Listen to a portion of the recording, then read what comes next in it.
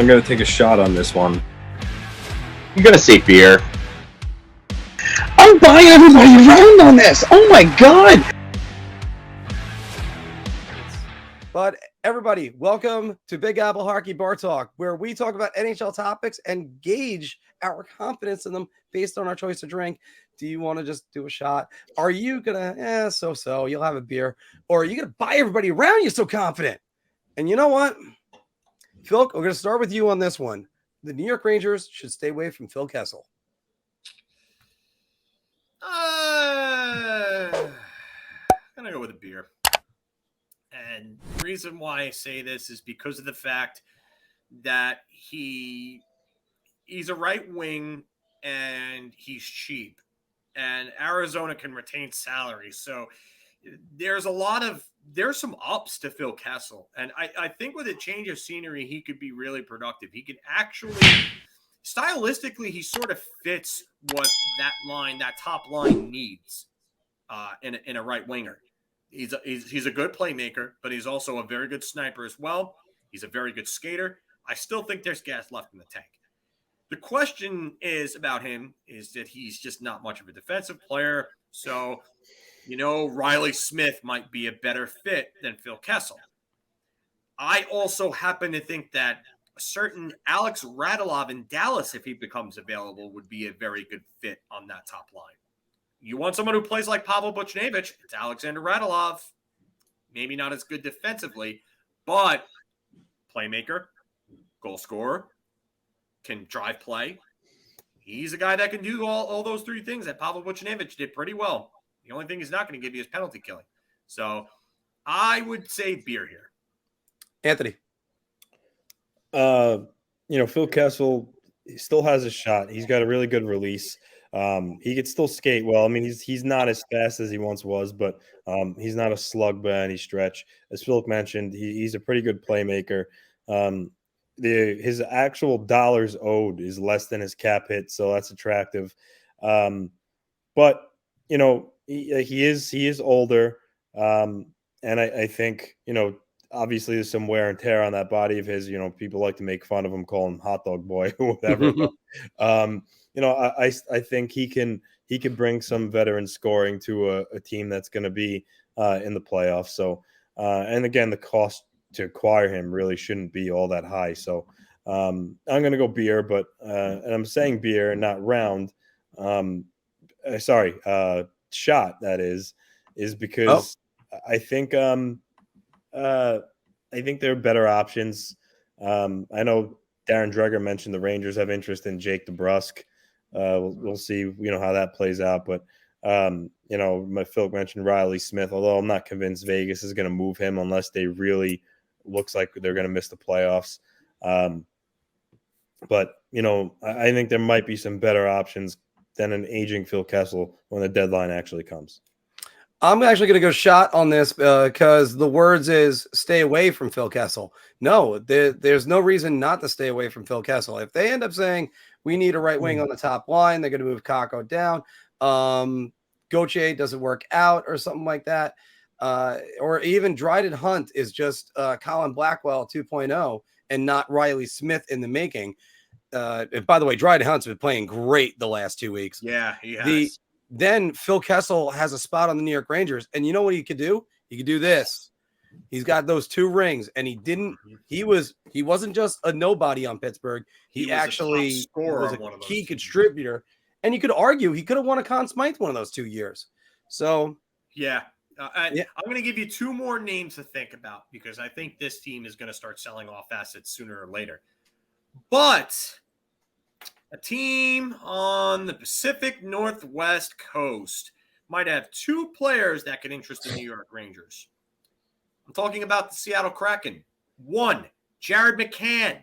Mm-hmm. Jared McCann offers roster flexibility by playing all 3 forward positions, both wings and center. And the other guy who I don't think they would, but he actually makes a lot of sense because I think he could fit on the top line, is someone who has a lot of experience playing against the Rangers. Jordan Eberle. Jordan Eberle would actually be a really good fit. The problem with him is cap. Next year, the Rangers might have some cap issues. because they got to re-sign Ryan Strome or bring in another center if they don't bring him back. So I wonder if they can make that work cap-wise, but Jordan Eberle would be a real good fit on that top line with Chris Kreider and Mika Zibanejad. Oh, it's the stuff that we're going to have to look out for, because after all, as our guest Ray Ferraro said 2 weeks ago, the cap always wins. Yes, And it might be blasphemy, Shannon, but you know what? He's no longer an Islander. So, Anthony, this one's going to go right back to you after this one. You're not winning. They're not winning the cup this year. I I understand. Well, again, you're not giving up that much to get him. You'd only give up maybe like a low-level draft pick. Yeah, wouldn't be much, Ariana. So, Anthony, going to you. The Islanders' power play is their biggest problem. I mean, last couple of games at home, they were the Boo Birds came out when they were on the power play. It's definitely an issue. Yeah. But I'm going to say Beer. I just think their biggest issue right now is they're just giving up too many. They're playing sloppy in their own zone, and they're giving up too many chances. And it's causing their goalies to be under siege. And being that they're not scoring, it's hard to overcome when the other team does put the puck in the net. So I know we talked about Sorokin has masked some of that problem when he's been in goal. So maybe you don't notice it, but in the games that Varlamov played, I think you could really see it. But yeah, their power play needs to be a lot better. If they had a good power play, I'm sure they'd have a couple more points. But I don't think it's their biggest problem. Phil, I'm only going to say this because of the wording, but shot. To me, the biggest problem is most definitely their defense right now. They're not even just their defense corpse, but their team defense has just not been good enough. They've, like I said, they're not playing shots hockey right now. They're not limiting shots. Anthony has said it before. They're giving up too many chances, too many shots. They're not getting leads in games, and I would say their scoring is an even bigger problem than their power play. Yes, the power play is part of the scoring, but their overall scoring, especially at even strength, has just been abysmal. And they're not getting secondary production from anybody. Matt Barzal has 8 points in 17 games. That's on pace for less than 40 points. That's bad. And you need to have a lot more than that from a guy like Matt Barzal, who should be on pace for 65 to 70 points at the least.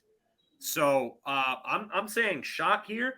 I mean, yes, it is a problem, but not. I wouldn't even put it in the top 3. I'm going to go to Beer. I wanted to initially buy everybody around, but Anthony talked me down a little bit. Phil talked me down a little bit too. I have to say this about their power play. They have 5 power play goals. Chris Kreider has 9. That is not a good situation. Yeah. Also, by the way, Phil, where do most players pad their stats? On the power play. I get that, and I agree. It's something that needs to be done, because when you have a weak power play, one problem when you have a weak power play is teams are willing to take more penalties against you, knowing if you put them on the power play, they're not going to score. That's just a fact of life. That's one reason why I think nobody wants to go near Connor McDavid. But it's also they need to make people pay, put it in the back of the net. And I'm surprised the power play is this bad. You got Wallstrom has got a cannon. Lee who stands in front of the net. Nelson who digs pretty well. Barzal sets everybody up. Pullock's got a cannon. I mean, they got the personnel. They should be able to do this. But we've been asking that question about the Rangers for the last 20 years. Here's the question, and not even really a question, but a statement. And I know, Anthony, when we talked about this a while back, I thought that he was going to develop into this. But Ryan Pullock has not developed into the trigger man that he should be on that power play. You have a triple-digit shot, and he just does not get it on net nearly enough and doesn't shoot it nearly enough. And I think that's a big part of the problem. And now, especially that first year on the Trots, he had a great preseason, and everybody started looking at him and going, he's going to be the next big defenseman. Well, his first full year in the league, he had 10 goals. and 32 points. And then he followed up with a 37-point year and then a 35-point year. So it looked like he was on track to develop into a defenseman that consistently scores 40 points. And then Barry Trotz took over. I think the only thing I could say is that, listen, you don't have, granted it was 3 years, but you don't score as a defenseman. You don't score 10 goals in 2 out of 3 years and then just forget how to score. So I think his defensive game has come a long way, and I think he's put a lot of time and effort into focusing on that and being that Trotz, the system that he plays. I think maybe he's just kind of, his offensive game's been neutered a little bit. But yeah, no, he has the shot to absolutely score more. And he's done it in a small sample size. So yeah, but that's not even the issue for me. The issue for me is just like getting the shots on net, and especially and firing more on the power play, because Ryan Pullock's not going to be the guy that's going to take the puck in the rush, at even strength like a Tyson Barrie or a Cale Makar or someone like that. You're not getting that from Ryan Pullock, and you wouldn't expect that. But No, but you put him in the Ovechkin spot. That's what we were thinking.